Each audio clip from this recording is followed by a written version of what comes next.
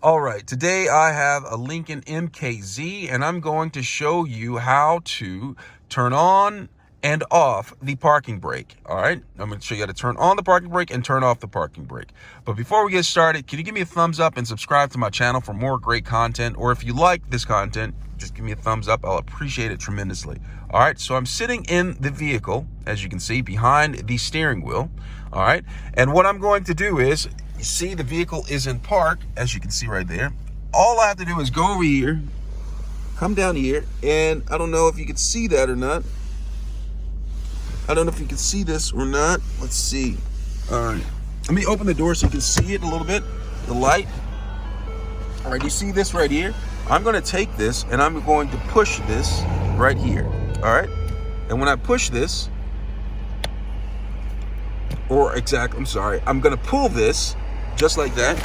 And do you see that right there? You see this right here? It says brake right there. That's indicative that the parking brake is engaged. Now to turn it off, I'm just gonna come back here. I'm gonna press down on the brake with my foot, and then I'm going to push this, all right, push it. And when I push it, it turns off the parking brake. As you can see on the instrument panel, it's no longer there. Let me know if you have any questions.